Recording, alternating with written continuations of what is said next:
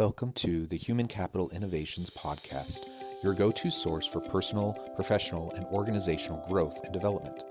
We hope you tune in often for all things people management, organizational development and change, organizational leadership, and social impact related. Maximize your personal and organizational potential with Human Capital Innovations Podcast.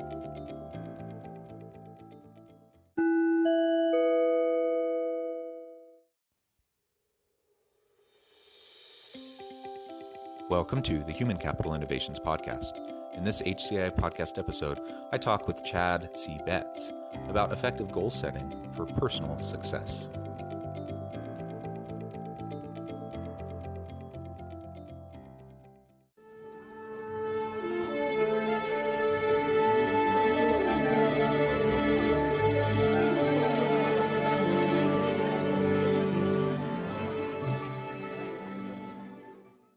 Chad Betz, welcome to the Human Capital Innovations Podcast. Thank you. Glad to be here. Yeah, I'm excited to have this conversation with you today. We've been preparing for this for a while now, and it's an awesome opportunity given the current environment that we're in, and people are kind of still, we're almost a year into COVID, and people are still into this weird reality, and that many people are in lockdown, or they're trying to juggle kids and homeschool and work and working virtually and all these sorts of things. It's been a messy year, yet we're coming out of it, I think, hopefully learning to be more resilient and more gritty and realizing that we can do hard things. And I think within that context, it raises our awareness about self-development and the opportunity that we have to learn and grow and better ourselves. And I know you do a lot of work around goal setting and how to do that effectively to drive personal success. So that'll be our focus today as we have this conversation. As we get started, I wanted to share Chad's bio with all the listeners. Chad C. Betz is a financial service executive with over 20 years of experience, a keynote speaker, and author of Late Bloomer, It's Not Too Late to Succeed, a highly reviewed book that uses his experiences and personal stories to demonstrate how people can succeed at any age. He advises CEOs and coaches, business people. Chad holds a master's degree in economics. Chad is also a martial artist with black belts in 2 non-traditional styles. And I know you're currently studying another style. I'll let you tell us a little bit about that if you don't mind. Sure. He's a husband and a father of 2 plus an overweight, prematurely gray dog that reminds him of himself. That's great. And I have 2 dogs myself. And I think dogs add so much to the home environment. I love them to death. And so I can connect with you there on the dog front also. Before we really launch into our conversation, I would love for you to just share a little bit more about your personal background and context, starting with, if you would, martial arts, because that's intriguing to me. And then we can get into anything else about your professional background or personal background you want to share. Perfect. Yes, I thank you for having me, John. It's great to be here. With martial arts, I study 2 non-traditional. What that means is it doesn't have a direct lineage back to a Japanese or Korean art. They're mixed martial arts. So I wasn't a cage fighter, but we would work on everything from a Brazilian jiu-jitsu on the ground to an Aikido for throwing to a Tang Sudo for fighting. I'm currently studying a traditional style, which is an Okinawan style. It's stand-up, meaning punches and kicks, and that's called Goju-ryu. It's the art of hard and soft. If you've watched The Karate Kid, that is a stylized, very stylized version of Goju-ryu. And Mr. Miyagi is kind of a throwback to the founder of Goju-ryu, Chojun Miyagi from Okinawa. That's super interesting. I love The Karate Kid, so I appreciate that context. Well, very good. And maybe before we jump into the conversation, what got you into this space? So, master's degree in economics. You're a financial advisor. What got you into coaching and speaking and this whole space around personal development and goal setting? It's funny, you look at economics. How could you be a coach? You should be sitting in front of a computer with really thick glasses on. I did public choice economics, which was the economics of decision making. So it actually has a a place in coaching. Where I really started was when I started writing a book. I was working on a novel, and people were saying, "Oh, I could never do that." And then talking to people about exercise routines and martial arts. "Oh, I'm way too old to do that." And it turned out they're younger than me. So I started cataloging all these I can'ts and I couldn't, and this and that. I'm too old, I'm too fat. And those ideas became an outline became a book, and the book is published, Late Bloomer. And from there, from the momentum I've gotten with talking to people about the book and people reading the book, I've gotten into helping people directly with succeeding, especially when people get in their 50s. They might feel like their success is behind them, but it's not true. And it's amazing. People as young as in their 30s think they've missed a boat on things. So the idea that we've missed out is a fallacy. Now, I'll be realistic. I mean, I'm not going to be an Olympic sprinter ever, but there's goals that I could have, and I'm not too old to achieve them. Well, I love that. And it is an interesting thing. And maybe it's a Western mindset. Maybe it's an American, something that's driven through our society here. But you talk about, you get through high school, you go off to college, and you get like on this expectation for this linear path towards like continual growth and development. And that's where you get people who are 30 and they're like, I don't like what I'm doing. Or maybe Right. they don't feel like they figured things out, or they're 40 and they're going through a midlife crisis and they're like, I hate my job. What am I supposed to do? And the realization, hopefully that people get to is that you're never too old to reinvent yourself. And there's no, it's a myth that there's this one linear path that we take on towards personal success, career success, etc. I don't know about you, but I've zigzagged all over the place. Right. And I think that's most people. Very few people figure out what they want to do very early on, and then they just keep going that direction and they just have continual upward growth. Most people zigzag, they make lateral moves. Sometimes they take a step back, they have to figure out what they want to do, and then they reinvent themselves. And I think that's very healthy. And so part of it's just reframing, what does success look like? What is success to me? And I know that's one of the first things that you do with people you work with, is helping them to define success for them. And it's really reinforced in the media. We see the 20 under 20s and the 30 under 30s. And that's what's really just thrown at us all the time. And we forget the reason they are newsworthy is because they're rare. Like you said, most people have that zigzag path, and they're not. Elon Musk is an exception. He's not the rule to be that successful that fast. It takes time, and we do have twists and turns. And to be able to focus and realize that you may be upset and tired because you're working on the wrong goals. You feel like you are on that hamster wheel because you're helping someone else achieve their goals at the expense of yours. So you're tired and you're discouraged and you think you can't succeed because you're working on the wrong things. And that's where people around us who influence us in our goals have that big impact. Because if we're not working on goals that are meaningful to us, that we really believe in, we're not going to feel successful, even if we look like we're this really big success on the outside. So how do we go about defining success for ourselves, especially if we're getting pulled in, sucked into this media paradigm of the 30 under 30, 40 under 40 successes, the Elon Musk Mhm. examples? How do I take a step back from that, and reevaluate myself and come up with what success should look like for me?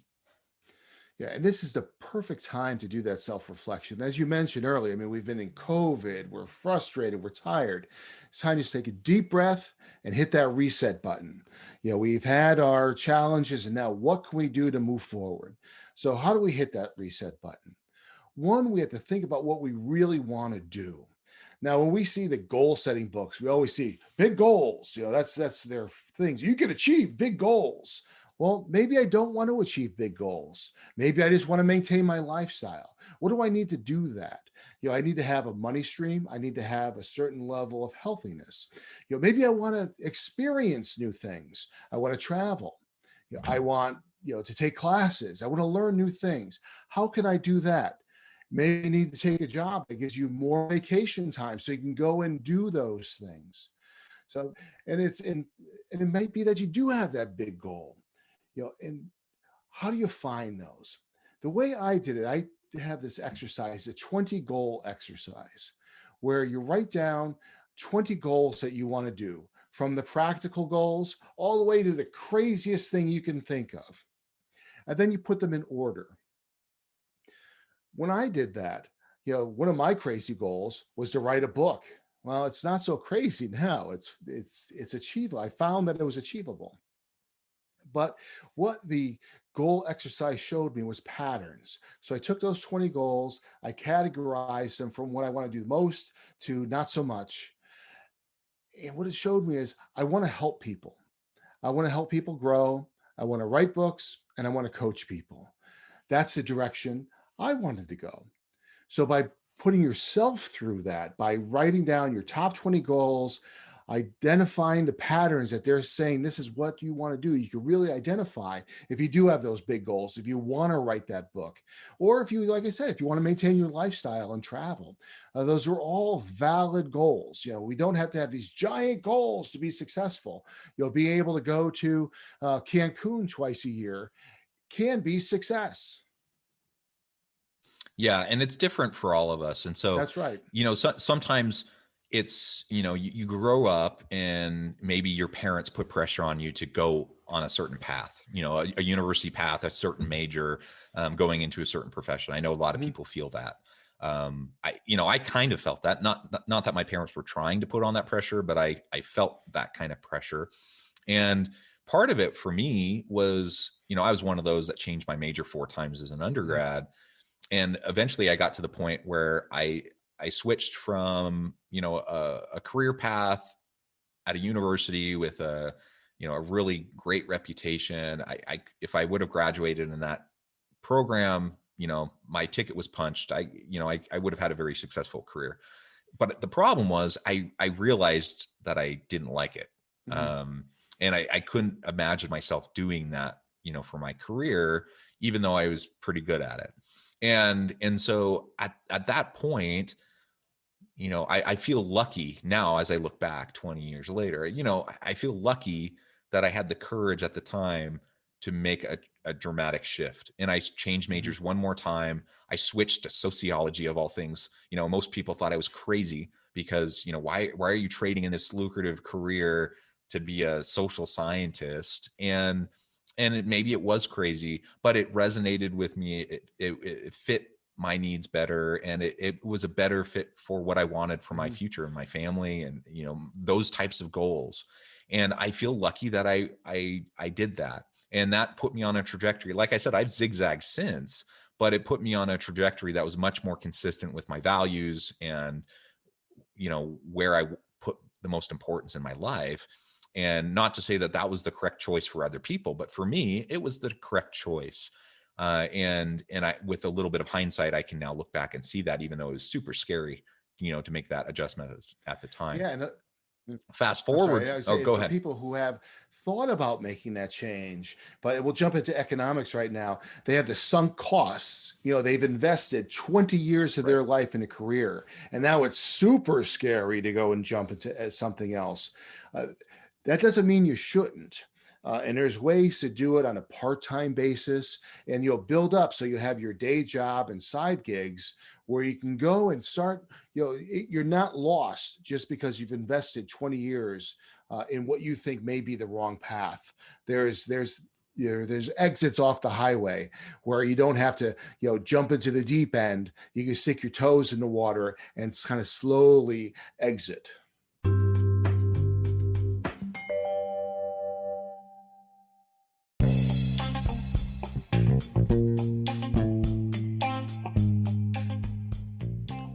I'm excited to announce the publication of my new book from HCI Press, The Alchemy of Truly Remarkable Leadership: Ordinary, Everyday Actions That Produce Extraordinary Results.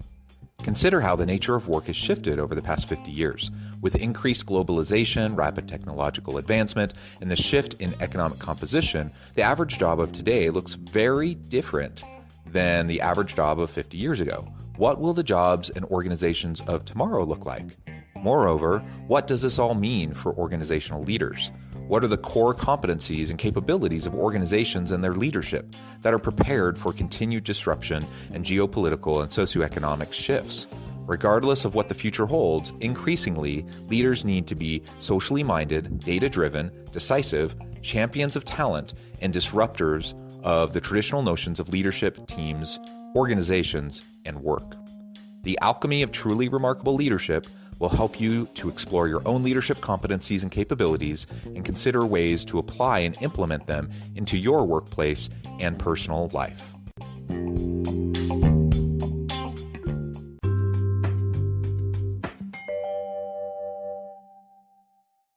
Yeah, and that's one of those things that I actually really love about, how we've moved towards more flexible virtual work from home types of work, but also the Right. gig economy. And there's so many opportunities that I think many young people are availing themselves of to just try things out, to experiment and to see, you can go down one path based on some of your goals, but also have like parallel paths, right? And you can try other things out. So I think that's wonderful.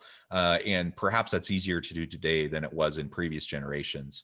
And so I think that's very fortunate. But it comes back to, like you said, defining success Mm-hmm. for you, which you can only do if you are practicing mindfulness and critical self-reflection. If you're so caught up in the busyness of your day-to-day, where you're just on the hamster wheel and you're churning and you're grinding out, you probably at some point can realize, yeah, I'm not very happy. Yeah, this isn't what I thought it would be, but you don't really know what else or what to replace it with, or what would make more sense for you until you take the time to step back. That's why there's so many movies about it, Right. right? So people experiencing a midlife crisis or career dilemma, and they're not sure what to do, and so they quit their job and then they fly off to another part of the world and they spend 3 months finding themselves, right? Right. So there's lots of books and movies with that kind of a plot line. And if someone can do that, great. But you don't have to do that. You don't have to disengage from the world, to find yourself. You can do that while you're still engaged with your family and with the workplace, as you start to redefine what it means to be successful for you. Right. This is not the Matrix. You don't have to take the red pill. You can go and have a gradual change. And part of that change too is recognizing the influencers around you. You mentioned one of the biggest influencers are families. It's like they can have the impact on us from college that can last for years later. And you look at it and why are they doing it? Why are they hindering us? It's because they're trying to protect us. Oh, don't start a business. Do you know how many businesses fail? But they don't know. Yes, there's statistics about business failures, but going to talk to an expert on that business, of those business failures, how many of those just jumped in the deep end and didn't get the information beforehand? How many didn't talk to somebody who's been in that business before? Talk to a business coach. Then our friends too. I go back to when I was, I'm not thin now, but I was really heavy at one point, and I was thinking about getting fit, and I wanted to, the idea of I want to run a triathlon. Now I haven't done that yet, and I might still do it, but I brought it up to my friends at a bar. And that was a mistake. The friends it turned into a really big funny thing. The friends at the bar said, "Well, Chad, that it's not smoking, drinking, and eating, and that that kind of brought it down to the wrong path." So I got off of that path. So talking to the right people, it doesn't mean you have to alienate your friends. You go and talk to your friends, but if you want a fitness plan, talk to a fitness trainer. That's what I learned. I don't talk to my friends about fitness. I go to my gym and I have a trainer to talk to, and she really knows how to get people who are a little bit older, who are a little bit overweight, into better shape, and that's the path that I'm on now. And also our coworkers, for those of us who aren't self-employed, They might get a little jealous on things. They may not have the accomplishments. They may want to do something too, but not want to put the work in. When I first wrote my book, my coworkers were not supportive at all. It's funny, people I used to work with were very supportive. But when I had book signings, and I did this all after work, this was all odd hours. I never did it during work time. But people who I used to work with came, but my current people didn't. It's interesting because it's how that works. You can't you have to make sure that you're going to the right people, going to the experts, going to people who have your interests at heart, who want to see you succeed on the path that you're setting for yourself. Yeah, and I think that's absolutely right.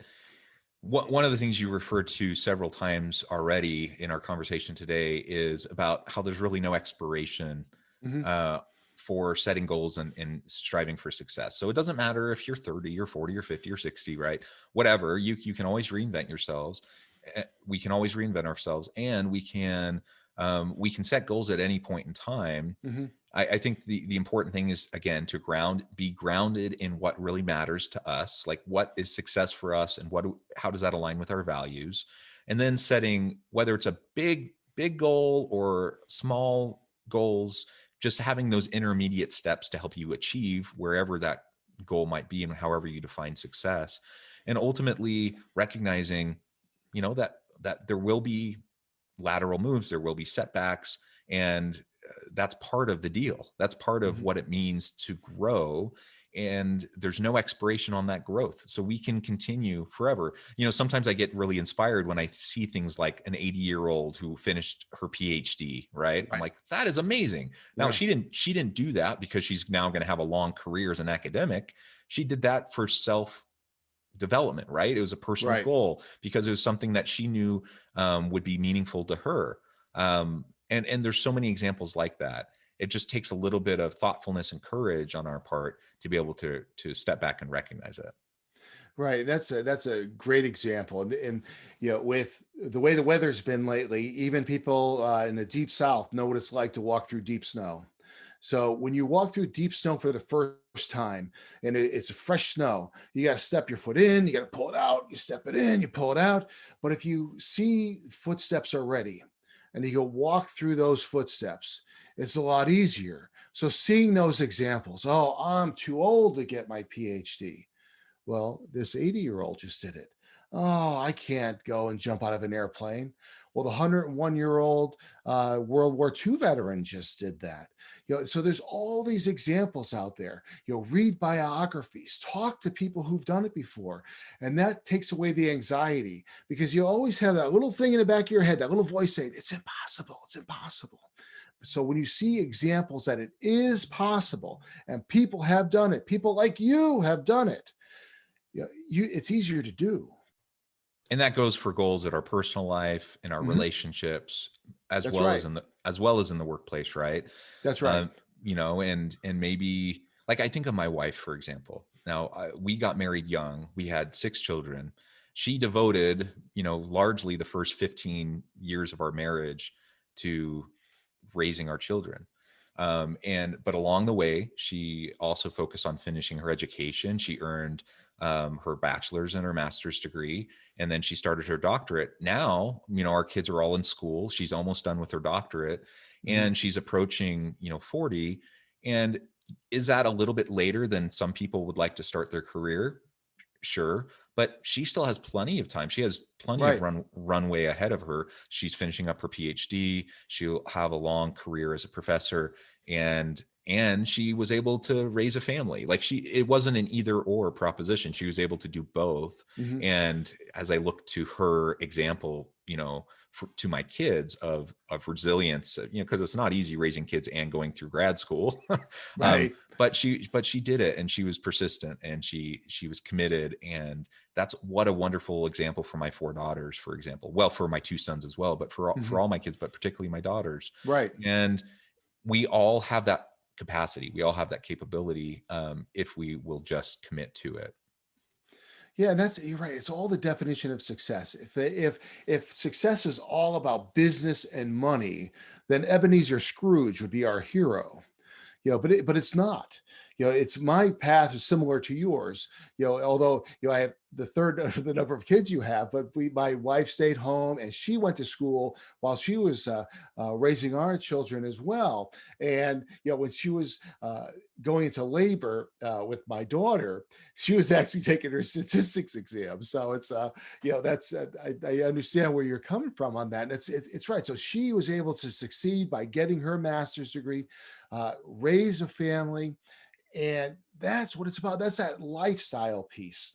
So we weren't able to get a gigantic house at the time, and we weren't able to travel that much, and our cars weren't brand new. We had the success of raising the family the way we wanted to, and we were able to control things that other people weren't able to.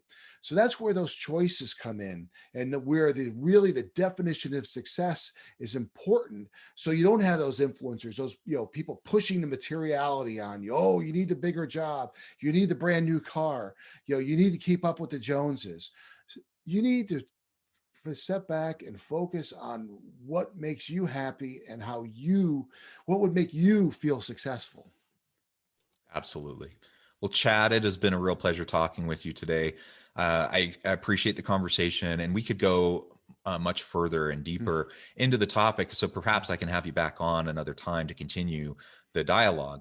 But before we close today, I did want to give you a chance to share with listeners how they can get connected with you, find out more about your book and other work that you're doing as a coach and as a trainer and a speaker, and then give us the last word on the topic, and then we'll close for today. That sounds great. The best way to get in touch with me is through the website, www.latebloomerbook.com. You could email me from there. You could get my LinkedIn and the Facebook page. There's a link to buy the book, and there's links to show when I'm doing online trainings. So you'll be able to get information on that as well. What I would leave with is, this is the time to really just hit the reset button and take control of your life. No matter what mistakes you've made, no matter if you are on the right path or you don't think you're on the right path, you have it in you to find success. You just have to step back, define that success, recognize who around you is influencing you, and if that's supporting or hurting your chances of success, and move forward with finding the experts who could really put you on that right track. So go out there and find the success that you deserve. Wonderful. Thank you, Chad. I encourage listeners to reach out, get connected, check out the book, and find out how he can help you. And as always, I hope everyone can stay healthy and safe, that you can find meaning and purpose at work each and every day. And I hope you all have a great week.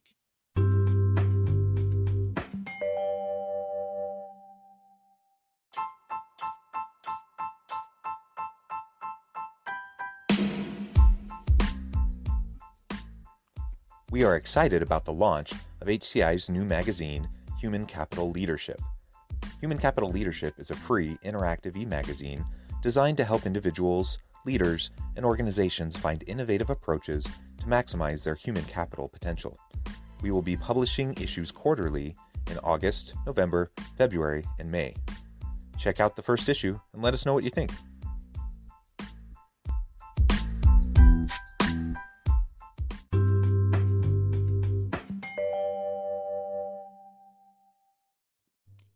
Thanks again for joining us for this episode of the Human Capital Innovations Podcast.